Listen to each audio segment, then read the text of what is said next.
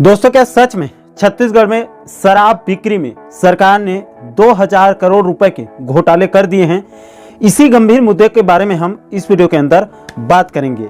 नमस्कार दोस्तों, मैं हूं आपका दोस्त लोकेश साहू और आप देख रहे हैं लोकेश छत्तीसगढ़िया यूट्यूब चैनल। आप सभी साथियों का हमारे चैनल पर बहुत बहुत स्वागत है।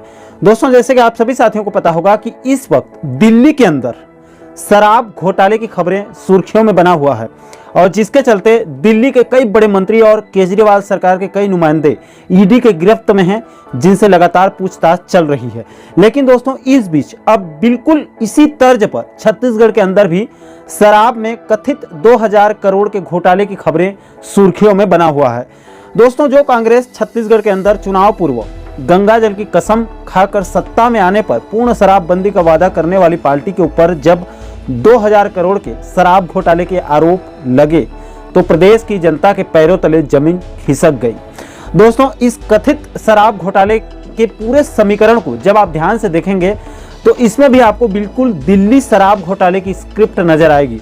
छत्तीसगढ़ के अंदर भी इस कथित शराब घोटाले को लेकर बीजेपी हमलावर है और यहाँ भी ईडी और सीबीआई की एंट्री हो चुकी है और उसके बाद सत्ता पक्ष यानी कि कांग्रेस की पलटवार हो रही है, जैसे दिल्ली के केजरीवाल सरकार पलटवार कर रही है। दोस्तों, छत्तीसगढ़ में इस कथित शराब घोटाले की महाभारत की शुरुआत बीते 8 मई से हो चुकी है। 8 मई 2023 को इस कथित शराब घोटाले की खबरें सामने आने के बाद सबसे पहले सीएम बघेल का ट्वीट सामने आया, जिसमें उन्होंने सीधे बीजेपी पर हमला बोलते हुए लिखा कि नीति कौन लाया? भाजपा। रेवेन्यू कितना आया? भाजपा के समय में 3900 करोड़ और कांग्रेस के समय में 6000 करोड़। भारत सरकार की सीएजी ने ऑडिट में क्या कहा? छत्तीसगढ़ सरकार को क्लीन चिट दी है। फिर ईडी क्या है? चुनाव से पहले हर राज्य में भाजपा ईडी, आईटी, सीबीआई को कहती है मुझे बचाने जुलूल आना। इसके बाद दोस्तों, अगले दिन यानी 9 मई 2023 को नवभारत से लेकर दैनिक भास्कर जैसे प्रमुख प्रिंट मीडिया में इस खबर को प्रकाशित कर दिया गया और इन सभी खबरों में मुद्दा क्या है, इसको कम और सीएम बघेल ने क्या क्या हमला बोला है, इसी को भर भर के छाप दिया गया। इसके बाद दोस्तों, ईडी की ताबड़तोड़ छापेमारी शुरू हो गई और भूपेश सरकार के कई करीबी नेताओं और शराब कारोबारियों को गिरफ्त में ले लिया गया, जिसमें डेभर से लेकर टूटेजा तक के नाम शामिल हैं, यानी कि उनके ऊपर आरोप लगे हैं। इसके बाद दोस्तों, इस कथित शराब घोटाले में आज 11 मई को ईडी ने एक और बड़ी कार्रवाई कर दी है। आज भिलाई के एक शराब कारोबारी पप्पू ढिल्लन को भी ईडी ने गिरफ्तार कर लिया है।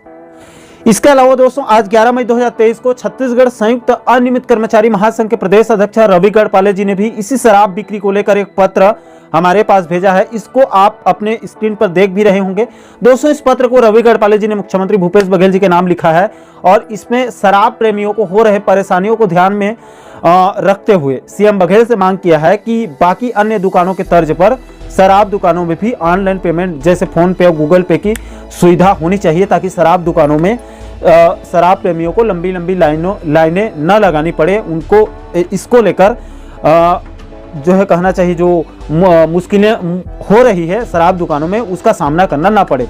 इसके बाद दोस्तों, इतने बड़े मुद्दे पर और वो भी शराब घोटाले से जुड़ा हुआ मुद्दा हो और सामने में विधानसभा चुनाव हो, तो इस मुद्दे को आखिर बीजेपी हाथ से कैसे जाने दे सकती है? इस कथित शराब घोटाले की खबरें सामने आने के बाद सबसे पहले पूर्व आईएएस और वर्तमान के बीजेपी के युवा नेता ओपी चौधरी जी ने एक वीडियो रिलीज करके क्या कुछ कहा है, उसे भी आप आगे सुन सकते हैं।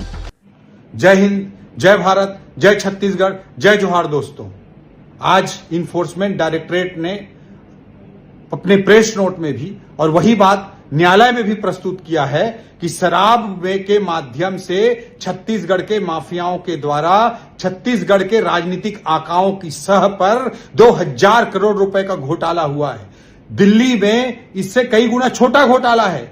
हम छत्तीसगढ़ के जनता जनार्दन को भी आज जागने की जरूरत है कि आज छत्तीसगढ़ की महतारी को किस तरह से लूटा जा रहा है। क्यों? क्योंकि भूपेश बघेल को 2.5 साल के फार्मूले से आगे एक एक दिन की कुर्सी को एक्सटेंड कराने के लिए गांधी परिवार के चरणों में छत्तीसगढ़ महतारी को लूट करके पैसा पहुंचाना है। इसीलिए आज रेत में माफिया, कोयला में माफिया, शराब में माफिया, यूरिया में माफिया, सब जगह माफिया राज इन्होंने स्थापित किया है। ईडी ने आधिकारिक तौर पर स्पष्ट किया है कि किस तरह से एक कॉन्स्पिरेसी की गई, किस तरह से एक सिस्टम खड़ा किया गया और फर्जी होलोग्राम, फर्जी सारी चीजों को करते हुए, डिस्टिलरी से कच्चा शराब निकालते हुए, उस कच्चे शराब को कैसे डिफरेंट काउंटर के माध्यम से कैश में बेच करके पैसा इकट्ठा किया गया और 3 सालों में 2000 करोड़ रुपए इकट्ठे किए गए और इससे पॉलिटिकल आकाओं को बेनिफिट भी पहुंचाया गया। केवल अनवर ढेबर के द्वारा यह बेनिफिट नहीं लिया गया है, इस बात को भी ईडी ने अपने प्रेस नोट में स्पष्ट किया है।